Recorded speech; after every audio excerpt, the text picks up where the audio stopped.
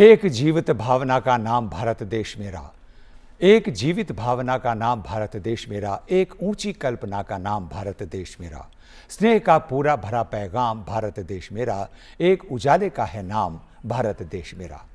हम लोग अक्सर बात करते हैं कि हम उस देश के वासी हैं जिसे दुनिया के सबसे समृद्ध सांस्कृतिक विरासत वाला देश माना जाता है। हम अक्सर इस बात पर गर्व करते हैं कि हम भारत के वासी हैं, और भारत के इस गर्व को परिभाषित करने के लिए हमारे पास बहुत से प्रतीक हैं भारत के, और उनमें बहुत महत्वपूर्ण है हमारा तिरंगा। जी हाँ, वो तिरंगा जिसने हमेशा हमेशा से राष्ट्र को प्रेम करने वालों के मन में राष्ट्र प्रेम की भावना जगाई है और उत्साह का संचार किया है। हमारे माननीय प्रधानमंत्री श्री नरेंद्र मोदी जी की प्रेरणा से 9 से 17 अगस्त तक हर घर तिरंगा अभियान चलाया जा रहा है। इस बात को प्रेरणा देने के लिए कि देश के हर निवासी के मन में अपने तिरंगे के प्रति स्नेह हो, हम तिरंगे के प्रति अपना सम्मान व्यक्त कर सकें और इस बहाने राष्ट्र निर्माण में इस तिरंगे के माध्यम से अपनी अभिव्यक्ति दे सकें। और आज इसी हर घर तिरंगा अभियान के संबंध में और चर्चा करने के लिए हमारे साथ एक ऐसी शख्सियत हैं जो पिछले 4 पीढ़ियों से राष्ट्र की सेवा में जिनका परिवार रहा है। पिछले 130 वर्षों से उनका परिवार अनवरत राष्ट्र की सेवा में समर्पित रहा है। परिचित कराना चाहेंगे आपको आज के हमारे इस कार्यक्रम के विशेष मेहमान श्री पुष्पेंद्र सिंह जी से, जो हैं पूर्व आईजी बॉर्डर सिक्योरिटी फोर्स के। पुष्पेंद्र सर, बहुत बहुत स्वागत आपका आज के हमारे विशेष कार्यक्रम हर घर तिरंगा हर दिल तिरंगा में। धन्यवाद गौरव जी। हम आपको बताना चाहेंगे कि श्री पुष्पेंद्र सिंह जी को सराहनीय सेवाओं के लिए राष्ट्रपति पुलिस पदक से 2 बार सम्मानित किया जा चुका है। आप एक अंतर्राष्ट्रीय स्तर के बास्केटबॉल खिलाड़ी हैं, इसके अलावा राष्ट्रीय स्तर के गोल्फ खिलाड़ी हैं, और आज हम उनसे न सिर्फ बॉर्डर सिक्योरिटी फोर्स बल्कि हर घर तिरंगा अभियान के माध्यम से तिरंगे के बारे में भी बहुत सी जानकारी प्राप्त करेंगे। सबसे पहले तो जैसा कि हमने जानते हैं कि प्रधानमंत्री श्री मोदी जी की प्रेरणा से हर घर तिरंगा अभियान इस समय चलाया जा रहा है। जानना चाहेंगे कि हर घर तिरंगा अभियान क्या है, और अब जबकि हम आज़ादी के 75 वर्ष पूरे कर चुके हैं, अमृत काल में हम चल रहे हैं और देश एक नए निर्माण की ओर बढ़ रहा है, ऐसे में तिरंगे का हमारे जीवन में और हमारे राष्ट्र प्रेम के लिए क्या महत्व है? बिल्कुल आपने सही बोला कि तिरंगे का महत्व तो सब जानते हैं, और उसको जानने की जरूरत नहीं है, उसको देखने के बाद में ही आपका राष्ट्र प्रेम की भावना उमड़ती है कि भाई ये हमारा तिरंगा है।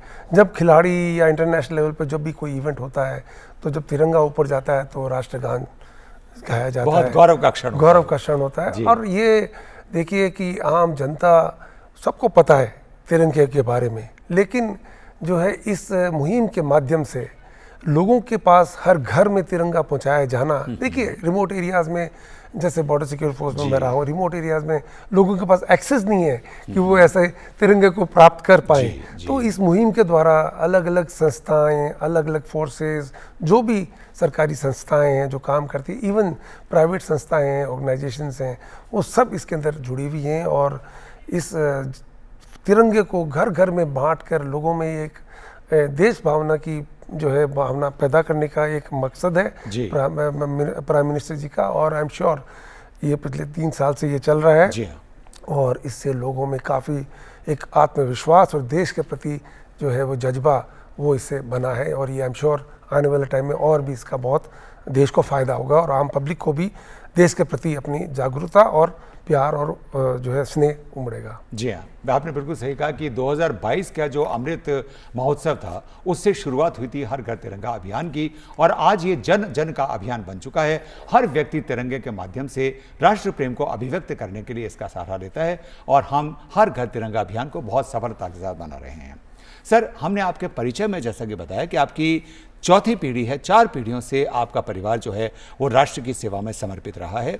कुछ आपके बारे में जानना चाहेंगे कि कहाँ तो पैदाइश हुई, कहाँ से आपकी अपब्रिंगिंग हुई, और किस तरह से आपने बीएसएफ को अपने करियर के तौर पर चुना। अपने बारे में कुछ संक्षेप में शुरुआत से बताएं। देखिए, मैंने जैसे बताया कि मेरे ग्रेट ग्रैंडफादर, मेरे परदादा जी कर्नल थे बीकानेर स्टेट आर्मी में, जब फेमस महाराजा गंगा सिंह जी बीकानेर के राजा होते थे।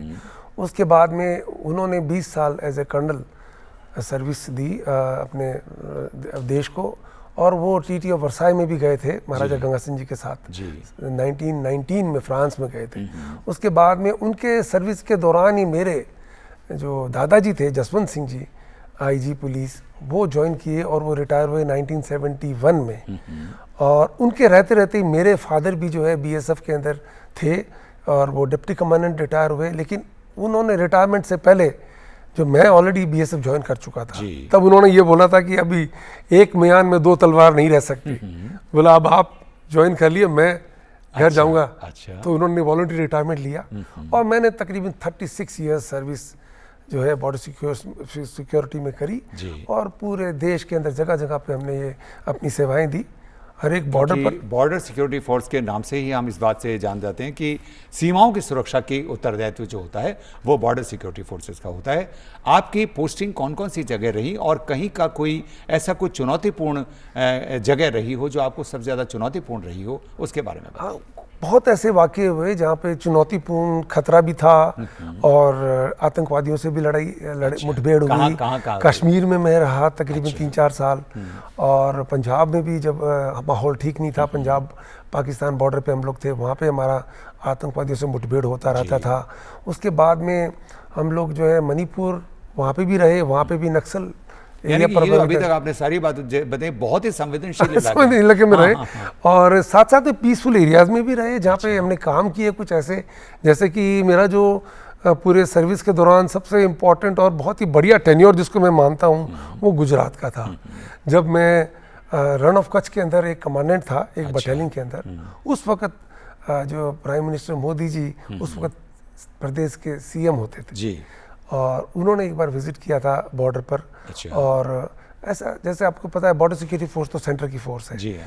और हमारी जिम्मेवारी है बॉर्डर को गार्ड करना, बॉर्डर में आम पब्लिक रहती है उसके अंदर सुरक्षा की भावना पैदा करना, और स्टेट की भी जिम्मेवारी होती है कि बीएसएफ की जो है जो भी अगर कोई रिक्वायरमेंट हो उसको फुलफिल करे, पूरा सहयोगपूर्ण। तो उस टाइम जो है वो बॉर्डर पे भी उन्होंने विजिट करी और हमारी एक रिक्वेस्ट थी, मैंने उनको रिक्वेस्ट करी कि साहब रन ऑफ कच्छ के अंदर हमको पोर्टेबल पानी नहीं मिलता पीने के लिए, हमको 60-70 किलोमीटर दूर वाटर टैंकर से पानी लाना पड़ता है जवानों के लिए।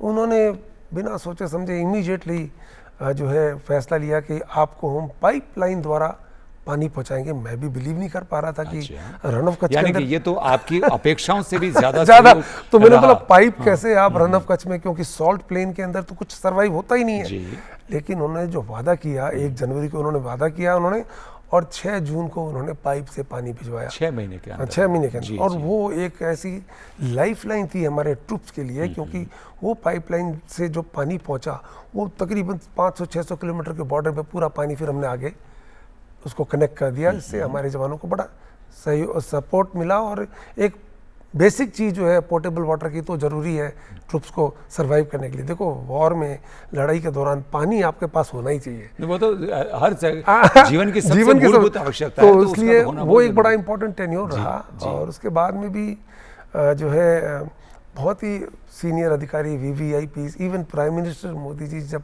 जैसलमेर आए तब मैं वहाँ DIG था जी, तब उनकी विजिट मैंने वहाँ कंडक्ट करी और मैंने उनसे एक सवाल किया, मैं कहा सर आपने मुझे पहचाना आज से 10-12 साल पहले?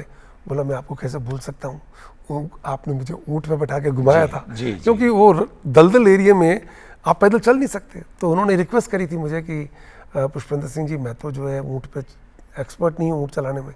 मैं कहा सर मैं तो राजस्थान का रहने वाला हूँ, आप चिंता मत करिए, मैं आपको ऊँट पे बैठा के पूरा पाकिस्तान बॉर्डर दिखाऊंगा। बहुत सुंदर। तो उन्होंने पूरा उनको बॉर्डर दिखाया और बहुत ही प्रधानमंत्री जी का जब आपने जिक्र किया तो हम अक्सर देखते हैं कि प्रधानमंत्री जी का अपनी सेनाओं के प्रति समर्पण बहुत ही सराहनीय रहता है, यहाँ तक कि अपने जो त्योहार हैं वे जवानों के साथ में मनाते हैं। बिल्कुल। तो इसका जवानों की भावना पर और उनके मनोबल पर कैसा असर पड़ता है?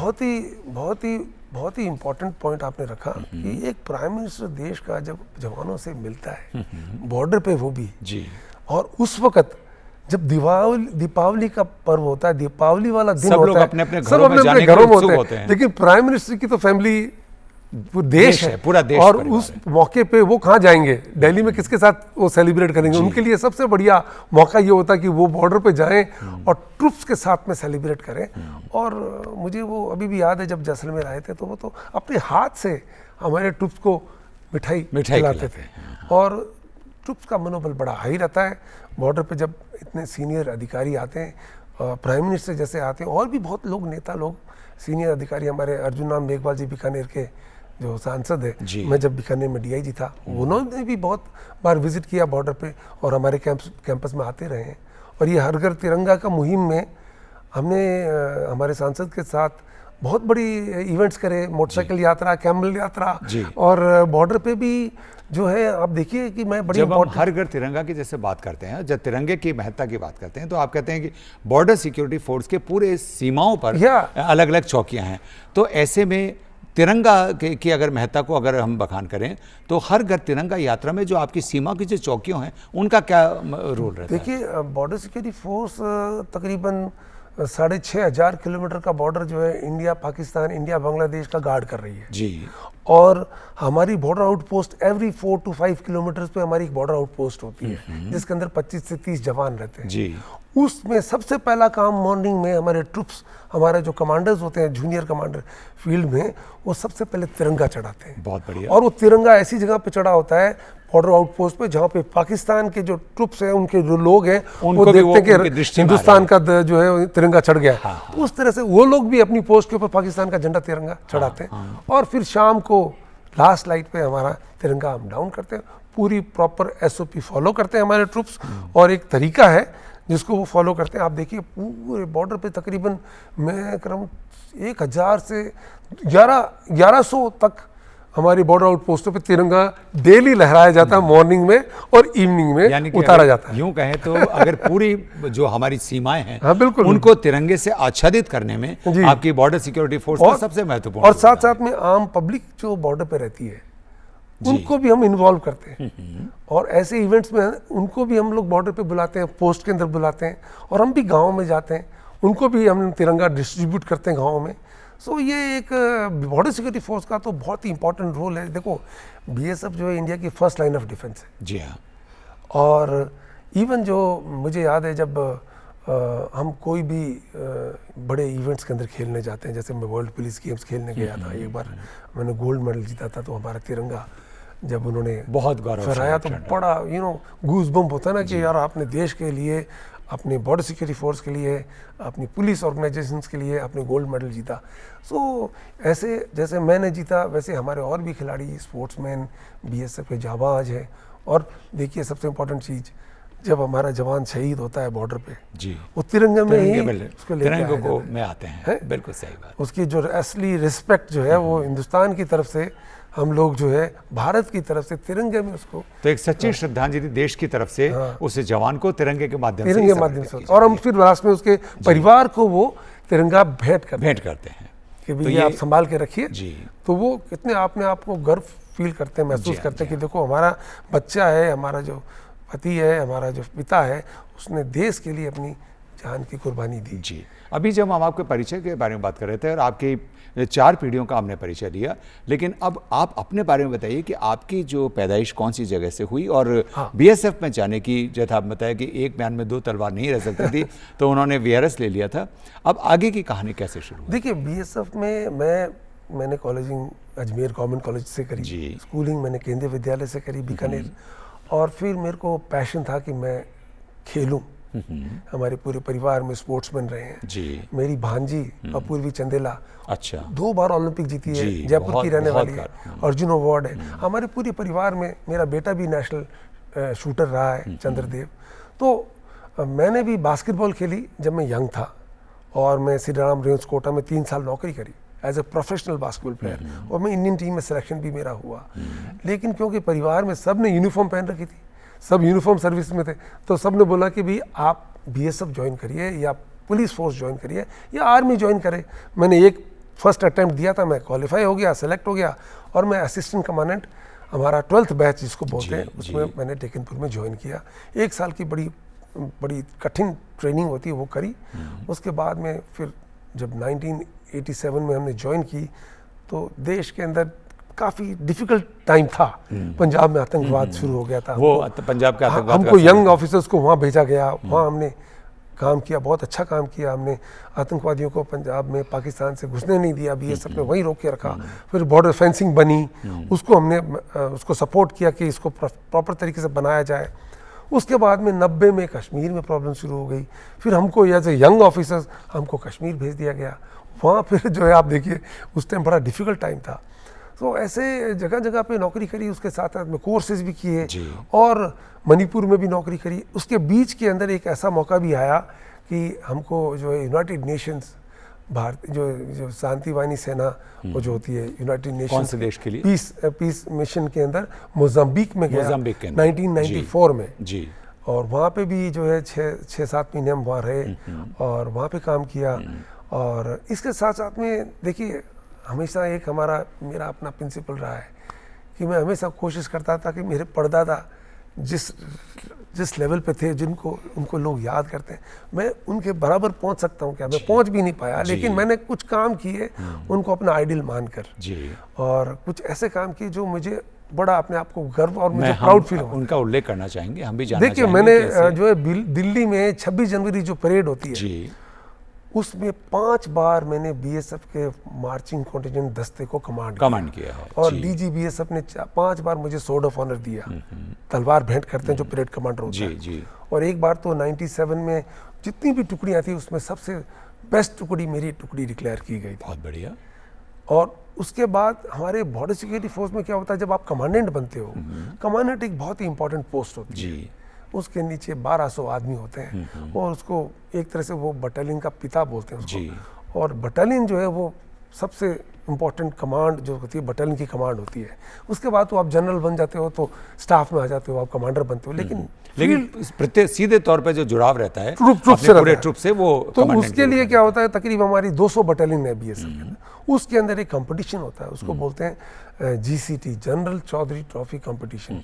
जो बीएसएफ की बेस्ट बटालियन होगी उसको वो दी जाती है जी। उसके अंदर जो है आपका एडमिनिस्ट्रेशन, आपकी ऑपरेशनल एफिशिएंसी, आप किस तरह से काम करते हो, आपके वेलफेयर एक्टिविटीज़ क्या है, उसमें आपकी वाइफ भी इन्वॉल्व होती है क्योंकि हमारे बीएसएफ वाइफ वेलफेयर एसोसिएशन होता है, उसमें हमारी मैडम भी इन्वॉल्व थी। वो हमने 2010 में जीती थी जी। वो भी भुज के अंदर। और इवन जो सिलेक्शन करने वाले जो बोर्ड आता है, सीनियर हाई-फाई बोर्ड होता है, वो भी हैरान रह गए देख के कि हमारी बटालियन ने, मेरे नेतृत्व में हमने एक टीम तैयार करी थी जिसको आप गूगल करेंगे तो देखेंगे, उसका नाम है क्रीक क्रोकोडाइल कमांडो। अच्छा। जो आप देखिए, मुंबई अटैक जब हुआ था तो मुंबई अटैक के बाद में सरकार के ऊपर काफ़ी ये था कि भाई ये आतंकवादी पाकिस्तान से कैसे आ गए हिंदुस्तान में। तो बड़ी अटकलें थी कि ये समुद्र के रास्ते से आना, फिर क्या कहीं लैंड बॉर्डर से, बीएसएफ के बॉर्डर की तरफ से तो नहीं आ गए। हमारे वहाँ पे एक एरिया है, उसको बोलते हैं सर क्रीक एरिया। हाँ, सर क्रीक है ना। तो सर क्रीक एरिया जो है वो बड़ा एक सेंसिटिव एरिया है, बहुत संवेदनशील। उसमें वो हमेशा पाकिस्तान जो है उसमें कोई ना कोई इश्यूज लेके बैठते हैं। और उसके अंदर हमारा जो एक ये था कि कहीं ऐसा नहीं हो कि इसको यूज़ करके पाकिस्तान से जो ट्रेंड आतंकवादी है वो आ जाए, क्योंकि समुद्री एरिया है। वहाँ पे फिर हमने एक टीम बनाई, क्रीक क्रोकोडाइल कमांडो, अपना ही इनिशिएटिव था मेरा। अच्छा। जिसके अंदर 50 लड़कों को मोटिवेट करके उनको कमांडो ट्रेनिंग दी गई और समुद्र के अंदर मूविंग बोट से आप कैसे दुश्मन के ऊपर फायर कर सकते हो। अच्छा, उसके लिए प्रशिक्षित किया। हाँ, उसके लिए प्रशिक्षित किया। और समुद्र के अंदर कैसे आप जंप कर सकते हो, डिफिकल्ट टेरेन में, कीचड़ में कैसे आप चल सकते हो, और कैसे आप जहरीले सांपों से मुकाबला कर सकते हो, क्योंकि वहाँ पे जो मैंग्रोव एरियाज में काफ़ी रसल वाइपर स्नेक्स थे। तो ऐसे करके हमने वो टीम बनाई। उसकी वजह से वो 2-3 साल में वहाँ रहा और पूरा एरिया कंट्रोल में आ गया। कोई भी इलीगल फिशरमैन जब पाकिस्तान से आते थे या इलीगल लोग आते थे वो पकड़े गए, हमने काफ़ी पकड़े। और वो जो मैंने आपको बताया, जब वो कंपटीशन चल रहा था बेस्ट बटालियन का, उसके अंदर वो बोर्ड में हमारे सीनियर अधिकारी थे, एक मेरे बैचमेट भी थे, सुरजीत सिंह सेखों, वो सब ने हैरान रह गए कि ये पुष्पेंद्र ने बनाया कैसे। उसके ऊपर फिर नेवी, क्योंकि देखिए आर्म फोर्सेस के अंदर नेवी एक सुप्रीम फोर्स है, उनको भी ये बिलीव नहीं हुआ कि border security force, paramilitary force इतना बड़ा इनिशिएटिव लेके ऐसी टीम बना सकते हैं। उन्होंने आके स्टडी किया और आज भी उनके मार्कोस भी वहाँ सरक्रीक में, कोटेश्वर में है और हमारे कमांडोज भी वहाँ है। तो संयुक्त रूप से उस एरिया को डोमिनेट करते हैं। सो इस तरह से जो है, आपको मैंने बताया कि हर एक जगह पे जहाँ गए वहाँ कुछ एक्स्ट्रा ऑर्डिनरी काम करने की कोशिश करी हमने। तो ऐसे ही जहाँ पे कश्मीर में जैसे आज की समय में देखें तो काफ़ी शांति, मतलब पर्यटन भी हो रहा है और काफ़ी बढ़ रहा है और काफ़ी शांति है, लेकिन जो समय आपने बताया उस समय तो काफ़ी उसमें उथल पुथल रही होगी। देखिए साहब, उस वक्त तो बहुत ही बुरा हाल था। आज के किस तरह की चुनौतियां, क्योंकि वो तो पहाड़ी, पूरी तरह पहाड़ी एरिया। लाल चौक में जी। हम जाने की सोच भी नहीं सकते, सोच भी नहीं सकते, आम आदमी तो सोच भी नहीं सकता। हम तो फोर्सेस वाले थे, हमको भी 2 बार सोच के जाना पड़ता था। हम लोग पूरा अपना प्रोटेक्शन लेके, हमारी गाड़ियां, बुलेट प्रूफ जैकेट्स और गन्स लगा के हम जाते थे अंदर एरिया पेट्रोल करने के लिए, क्योंकि आतंकवादियों का वहाँ पे अड्डा था और फायर करते थे। आज देखिए आप, वो जो 370 हटने के बाद अभी मैं देखता हूँ वही लाल चौक जहाँ हम लोग ड्यूटी करते थे, पर्यटक आराम से बिल्कुल चेंज हो गया। तो उस समय हालात बहुत ही डिफिकल्ट थे और बीएसएफ ने जो काम किया साहब, मैं आपको बता दूं, आज हर एक फोर्स का ये होता है कि वो अचीवमेंट दिखाते कि भी हमने ये किया वो किया, आई एग्री, सब अपने अपनी जगह पे काम करते तरीके से लेकिन करने का प्रयास करते हैं। आतंकवाद को इनिशियली सबसे बड़ा ब्रंट और जो झेला था और जो फाइट करी थी वो बॉर्डर सिक्योरिटी फोर्स थी। अच्छा। पुलिस ने सबसे पहले बीएसएफ को हायर किया, बीएसएफ को गवर्नमेंट ने बोला कि बॉर्डर सिक्योरिटी फोर्स अंदर जाएगी और हम गए थे डाउनटाउन में, जगह जगह पे बॉर्डर सिक्योरिटी फोर्स। और मुझे लगता है कि हमने, देखिए जब से बीएसएफ रेज हुआ 1965, उसके बाद से अब तक तकरीबन 1700-1800 हमारे जवान ऑफिसर्स देश के लिए शहीद हुए। ये बहुत छोटा नंबर नहीं है, बहुत बड़ी। इंटरनेशनल बॉर्डर पे भी हमारे जवान शहीद हुए, पंजाब में हुए, कश्मीर में तो बहुत ज़्यादा कैजुअलिटीज़ हमारी हुई। लेकिन एट द सेम टाइम हम लोगों ने बहुत अच्छा काम किया, हमने बड़े बड़े खूंखार आतंकवादियों को पकड़ा और बीएसएफ का नाम है। अच्छा, बीएसएफ का एक और बड़ा एक अच्छा इंप्रेशन वहाँ पब्लिक को आज भी बीएसएफ याद करती है, क्योंकि बीएसएफ ने हमेशा जो है, जो बदमाश है, जो आतंकवाद, उसका पीछा किया, न कि इनोसेंट को जी, और हमेशा रिस्पेक्ट भी दिया आम पब्लिक को। इसलिए बीएसएफ की बड़ी अच्छी इमेज थी।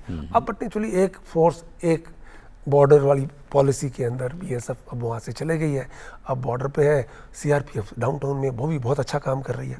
सो we should give credit to our forces, जो देश के अंदर आज हालात ठीक करने का जो है सबसे बड़ा श्रेय हमारी आर्म फोर्सेस, हमारे पैरामिलिट्री फोर्सेस, सीएपीएफ को जाता है। जब हम आर्म फोर्सेस की बात करते हैं तो युवा वर्ग में आर्म फोर्सेस को लेकर के काफ़ी अच्छी एक सकारात्मक इमेज है और हर युवा की, और जो वास्तव में देश के लिए कुछ करना चाहता है, उसकी एक इच्छा होती है वो किसी तरह से आर्म फोर्सेस में शामिल हो और देश के लिए कुछ काम करने का उसको मौका मिले। सर, आज के युवा, और विशेष रूप से मैं बात इसलिए भी पूछ रहा हूँ क्योंकि हम उस राज्य में रहते हैं जहाँ के कुछ इलाके तो ऐसे हैं जिनको कि आर्म फोर्सेस की एक तरीके से फैक्ट्री कहा जाता है, उसको खान कहा जाता है। हमारा शेखावाटी का एरिया है जहाँ से बहुत से लोग आर्म फोर्सेस में हैं। आज के युवा, वो युवा जो आर्म फोर्सेस में अपना करियर बनाना चाहते हैं, उन्हें आप किस तरह की सलाह देंगे? क्या सोच करके वो फौज के लिए तैयारी करें और क्या सोच करके वो फौज में जाएं? देखिए, फोर्सेस के अंदर अलग अलग सिस्टम है रिक्रूटमेंट का। जी, आपको ऑफिसर बनना है तो आप एनडीए में जा सकते हैं, ओटीए में जा सकते हैं, आईएमए में जा सकते हैं। ऐसे ही नेवी की अलग अलग सिस्टम है। और ट्रूप्स के लिए जो ग्राउंड लेवल पर जो ट्रूप्स होते हैं, जैसे अभी अग्निवीर की पॉलिसी है, उसके तहत आप जा सकते हैं।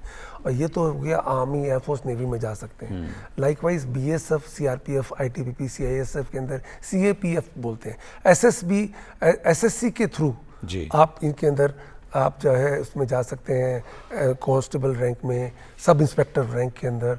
उसके बाद में अगर आपको ऑफिसर डायरेक्ट बनना तो यूपीएससी के थ्रू डायरेक्ट असिस्टेंट कमांडेंट के भी टेस्ट होते हैं, आप वो टेस्ट क्वालिफाई करके जा सकते हैं। इसके साथ साथ में मेडिकल में भी डॉक्टर्स भी बन सकते हो, नर्सिंग असिस्टेंट भी लेते हैं, रेडियो ऑपरेटर भी लेते हैं। तो इसके अंदर आपको सारी चीज़ें आपको वेबसाइट पे मिल जाएगी। लेकिन जाने के लिए तो देखिए, राजस्थान का तो खून में ट्रेडिशन है, हमारे लोगों में तो फोर्सेस का एक कल्चर, रणबांकुरों की धरती, रणबांकुरों की धरती है। इर्रेस्पेक्टिव ऑफ कास्ट, रिलीजन, सारे तरह के लोग हमारे तो ये धरती में ही कुछ है। और देखिए, इवन कारगिल ऑपरेशन में अगर आप टोटल जो भी हमारी कैजुअलिटीज़ हुई है, मुझे किसी ने बताया सबसे ज़्यादा कैजुअलिटी हमारे राजस्थान के लोगों की हुई है, क्योंकि हमारे ट्रूप्स की है भी बहुत ज़्यादा, चाहे वो ग्रेनेडियर्स हो, चाहे वो राजपूताना राइफल हो, चाहे अलग अलग फोर्सेस हो।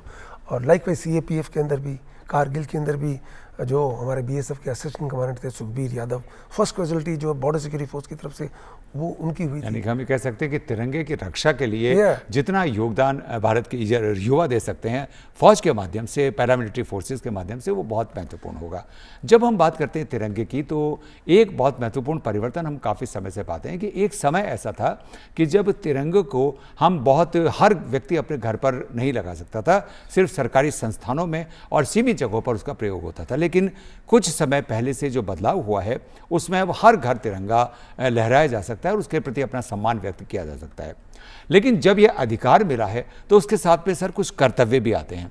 ऐसी कौन सी सावधानियां आम आदमी को रखनी चाहिए जिससे तिरंगे का, उनको अपने घरों पर जो तिरंगा फहराने का जो अधिकार मिला है उसका सम्मान भी रह सके? बिल्कुल, देखिए वो बहुत इंपॉर्टेंट आपने बात कही।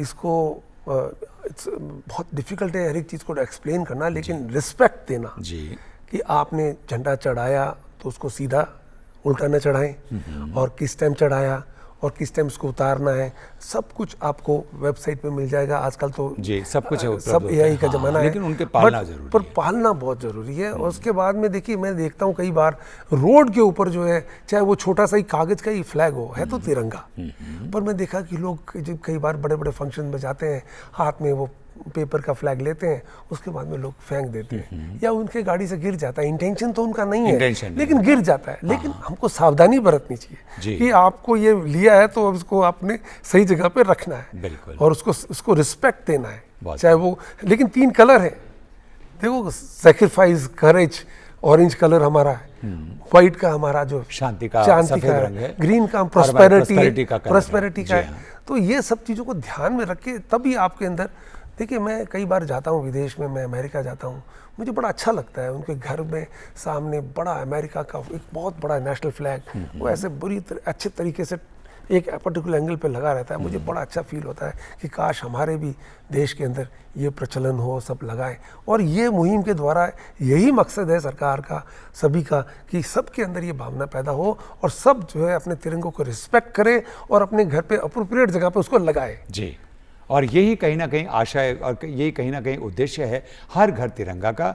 अब ये हर घर तिरंगा, हर दिल तिरंगा का ये जो भावना है, ये पूरी तरह से मूर्त रूप ले। आज के इस विशेष कार्यक्रम में हम धन्यवाद देना चाहेंगे उपस्थित होने के लिए श्री पुष्पेंद्र सिंह जी, पूर्व आईजी बॉर्डर सिक्योरिटी फोर्स, जो न सिर्फ खेलों की दुनिया में अंतर्राष्ट्रीय स्तर पर उन्होंने अपना योगदान दिया, बल्कि बॉर्डर सिक्योरिटी फोर्स के माध्यम से भी उन्होंने बहुत से नवाचार करके देश की सुरक्षा को एक नए आयाम दिए हैं। पुष्पेंद्र सर, बहुत बहुत धन्यवाद आपका आज के इस कार्यक्रम में उपस्थित होने के लिए। जय हिंद। और हम इसी उम्मीद के साथ में आपसे विदा लेना चाहेंगे कि जो 3 कलर का, जो 3 रंगों का जो हमारा तिरंगा है, केसरिया, सफ़ेद और हरा, ये तीनों रंग हमारे लिए शौर्य, शांति और समृद्धि के हैं। ये शौर्य, शांति और समृद्धि हमारे देश में इसी तरह से बनी रहे, हमारा देश निरंतर तरक्की करता रहे और इस तरक्की में इस तिरंगे के माध्यम से हमारी भी अभिव्यक्ति रहे। इसी उम्मीद के साथ आज का ये कार्यक्रम समाप्त करने की हमें अनुमति दीजिए। नमस्कार। जय हिंद।